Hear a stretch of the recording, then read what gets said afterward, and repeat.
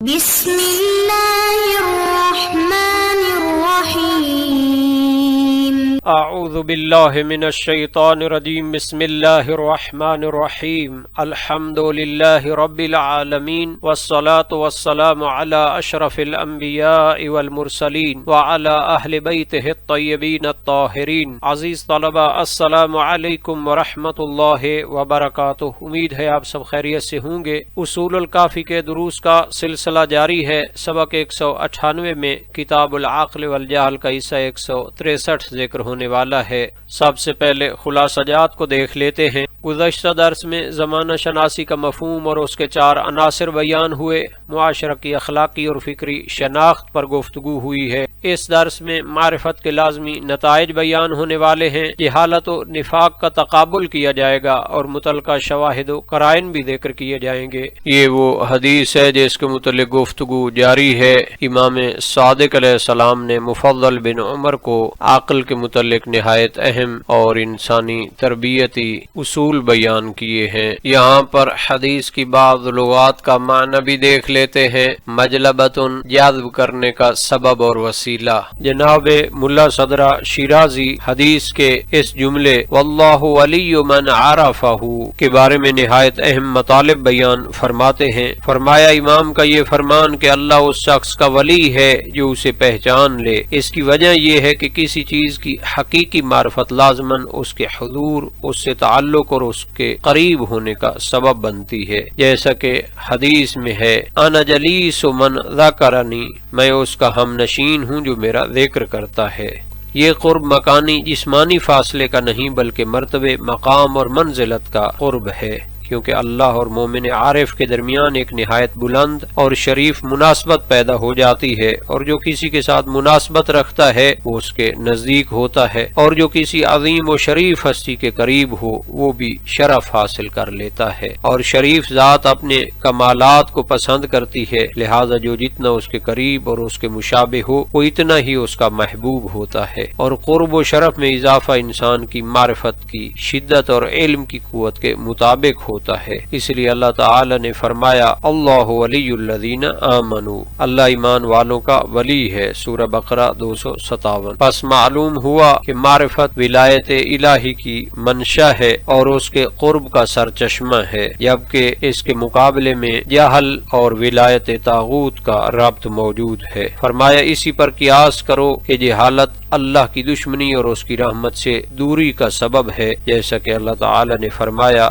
والذین کفروا اولیاؤہم الطاغوت، جن لوگوں نے کفر اختیار کیا ان کے سرپرست طاغوت ہیں، کیونکہ جس کا ولی طاغوت ہو اور طاغوت اللہ کا دشمن ہے تو وہ شخص بھی اپنے اختیار کے اعتبار سے اللہ کے دشمن میں شمار ہوگا۔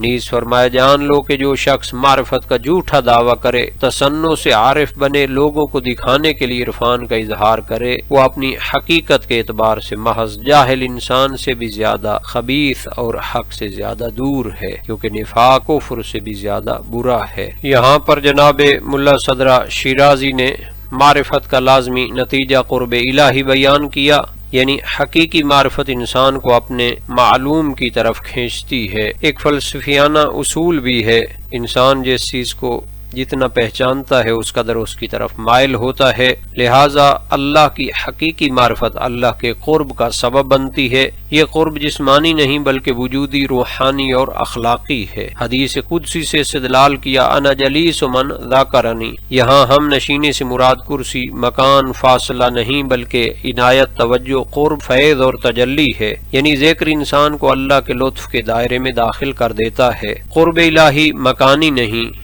یہ فلسفہ اسلامی کا بنیادی عقیدہ ہے۔ اللہ جسم نہیں، مکان میں نہیں، سمت میں نہیں، لہذا قرب خدا کبھی بھی فاصلے کے کم ہونے کا نام نہیں بلکہ قرب منزلت، قرب اطاعت، قرب معرفت، قرب محبت ہے۔ یہی مفہوم قرآن میں ہے وَهُوَ مَعَكُمْ أَيْنَمَا كُنْتُمْ، مناسبت کا فلسفیانہ اصول۔ فرمایا المناسب للشیء محبوب عندہ، یہ فلسفہ کا اہم قاعدہ ہے، ہر موجود اپنے مشابہ سے محبت رکھتا ہے۔ جب انسان علم، عدل، رحمت، حلم اپنی شخصیت میں پیدا کرتا ہے تو وہ اسماء الہی سے مناسبت پیدا کرتا ہے، اسی مناسبت کی وجہ سے وہ اللہ کے قرب کا مستحق بنتا ہے۔ معرفت کے درجات قرب الہی سب کے لیے ایک جیسا نہیں، بلکہ جتنی معرفت زیادہ اتنا قرب زیادہ، اس لیے انبیاء، ائمہ، اولیاء علیہم السلام سب سے زیادہ قرب رکھتے ہیں۔ یہ حالت اور شقاوت کو بھی ذکر کیا، یہ نہایت اہم قرآنی استدلال ہے۔ اگر معرفت ولایت الہی ہے تو جہالت ولایت طاغوت، کیونکہ خالی دل کبھی خالی نہیں رہتا۔ اگر اس میں نور معرفت نہیں تو باطل نظریات، خواہشات، شیطان اور طاغوت اس پر غالب آ جائیں گے۔ یہی قرآن کی آیت کا مفہوم ہے۔ عداوت اللہ کا صحیح مفہوم بھی بیان کیا کہ اللہ انسانوں کی طرح جذباتی دشمنی نہیں رکھتا، بلکہ جو شخص اللہ سے دوری اختیار کرتا ہے، طاغوت کی پیروی کرتا ہے، حق سے منہ موڑتا ہے، وہ اپنی روش کے سبب ولایت الہی سے محروم ہو جاتا ہے۔ اس کا انجام اللہ کی رحمت سے دوری کی صورت میں ظاہر ہوتا ہے۔ عداوت یہاں اسی معنوی محرومی اور تقابل راہ کی تعبیر ہے، نہ کہ انسانی معنی میں جذباتی دشمنی۔ جبکہ تکلف عرفان سب سے خطرناک بیماری قرار دی۔ محض جاہل اور جھوٹا عارف دونوں برابر نہیں، کیونکہ جاہل کم از کم اپنی جہالت جانتا ہے، لیکن ریاکار عارف جھوٹ بولتا ہے، لوگوں کو دھوکہ دیتا ہے، دین کے ذریعے شہرت حاصل کرتا ہے، اپنے نفس کو بھی فریب دیتا ہے، اس لیے اخبث و ذاتن قرار دیا ہے۔ النفاق اسوأ من الکفر، یہ جملہ قرآن کریم کی تعلیم سے ہم آہنگ ہے۔ ان المنافقین فی الدرک الاسفل من النار، سورہ نساء 145۔ نفاق اس لیے زیادہ سنگین ہے کہ اس میں باطنی انکار اور ظاہری دینداری جمع ہو جاتی ہے۔ گویا جو شخص معرفت کا تصنع کرتا ہے وہ اسی نفاق کے ایک مظہر میں مبتلا ہوتا ہے، کیونکہ وہ حقیقت کی بجائے دکھاوے کو اختیار کرتا ہے۔ خلاصہ یہ کہ معرفت الہی کو ولایت الہی کا سرچشمہ قرار دیا۔ ان کے نزدیک حقیقی معرفت انسان کو اللہ کے قرب، محبت اور عنایت کے دائرے میں داخل کرتی ہے، اور یہ قرب مکانی نہیں بلکہ روحانی، وجودی اور مرتبے کا قرب ہے۔ اس قرب کی بنیاد اللہ اور بندہ مومن کے درمیان پیدا ہونے والی مناسبت ہے، جو علم، ایمان اور اخلاق الہی سے حاصل ہوتی ہے۔ اس کے برعکس معرفت کی جگہ جہالت لے لے تو انسان حق کے نور سے محروم ہو کر باطل کی ولایت کی طرف مائل ہو جاتا ہے۔ یہاں پر ایک اخلاقی تنبیہ موجود ہے کہ حقیقی جاہل سے بھی زیادہ خطرناک وہ شخص ہے جو معرفت کا مصنوعی دعویٰ کرے اور ریا و تصنع کے ذریعے خود کو عارف ظاہر کرے، کیونکہ یہ رویہ نفاق کی ایک صورت ہے، اور نفاق انسان کو حق سے مزید دور کر دیتا ہے۔ جناب ملا صدرہ شیرازی حدیث کے اس جملے والعاقل غفور ان کے بارے میں گفتگو فرماتے ہیں، صرف اخلاقی نصیحت تک محدود نہیں بلکہ اخلاق کو اسماء الہی کی تجلی اور قرآنی تربیت سے جوڑتے ہیں۔ ان کے نزدیک عقل کا کمال یہ ہے کہ انسان اپنے اخلاق میں صفات الہیہ کی جھلک پیدا کرے۔ فرمایا امام کا فرمان کہ عاقل درگزر کرنے والا ہوتا ہے، اس لیے کہ عاقل انسان اس ذات سے مشابہت اختیار کرنے کے قریب ہوتا ہے جو رحمت و مغفرت کا سرچشمہ ہے،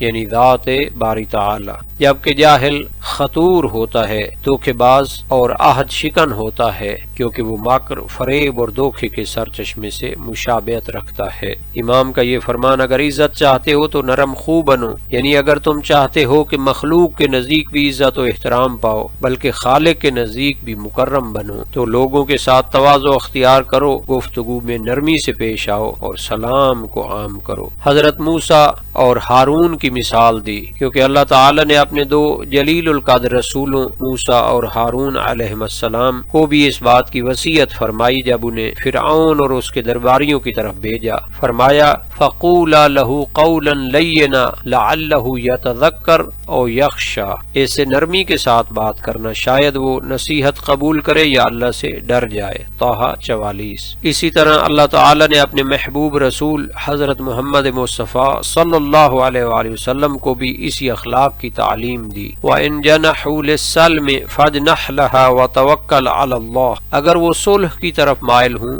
تو تم بھی صلح کی طرف مائل ہو جاؤ اور اللہ پر بھروسہ رکھو۔ الانفال 61۔ اور ایک جگہ فرمایا وَاخْفِضْ جَنَاحَكَ لِلْمُؤْمِنِينَ، اور اہل ایمان کے لیے اپنے بازو جھکا دو، یعنی ان کے ساتھ تواضع اور شفقت سے پیش آؤ۔ تیسری آیت وَلَوْ كُنْتَ فَظًّا غَلِيظَ الْقَلْبِ لَانفَضُّوا مِنْ حَوْلِكَ، اگر آپ سخت مزاج اور سنگ دل ہوتے تو لوگ آپ کے گرد سے منتشر ہو جاتے۔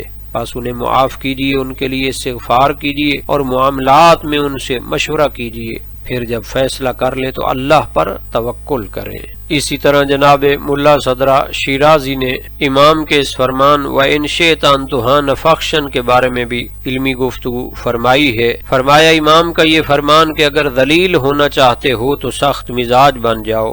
اس کا مطلب یہ ہے کہ سخت مزاجی کا لازمی نتیجہ ذلت اور رسوائی ہے۔ جو شخص اپنی مرضی اور اختیار سے سخت رویہ اختیار کرتا ہے گویا اس نے خود ہی اپنے آپ کو ذلیل اور رسوا کرنا پسند کیا ہے۔ پھر امام نے حسن اخلاق، نرم دلی، لطافت قلب اور رحم دلی کے بنیادی سبب کو بیان کرنا چاہا، اور اسی طرح اس کے برعکس صفات کے اصل سبب کو بھی واضح فرمایا، یعنی بد اخلاقی، سنگ دلی، سختی اور بے رحمی کے بنیادی سبب کو بھی۔ پس فرمایا جس کی اصل پاکیزہ ہو اس کا دل نرم ہوتا ہے، اور جس کی سرشت سخت ہو اس کا باطن بھی سخت ہو جاتا ہے، چونکہ معلوم ہے کہ بدن ارواح کے تابع ہوتے ہیں، اور ارواح بھی سونے اور چاندی کی کانوں کی طرح مختلف مراتب رکھتی ہیں۔ یہ جملہ حدیث الارواح جنود مجندہ اور ارواح کے مراتب سے متعلق فلسفیانہ تصور کی طرف اشارہ ہے، اور اخلاق و عادات نفس اور بدن کے باہمی تعلق کے نتیجے میں پیدا ہوتے ہیں۔ پس جو ارواح زیادہ شریف اور زیادہ نورانی ہوتی ہیں ان کے بدن بھی زیادہ لطیف ہوتے ہیں، لہذا روح اور بدن کے اس تعلق سے نرم دلی اور حسن اخلاق پیدا ہوتا ہے، اور جو ارواح پست اور تاریک ہوتی ہیں ان کے بدن زیادہ کثیف اور سرشت کے اعتبار سے سخت ہوتے ہیں۔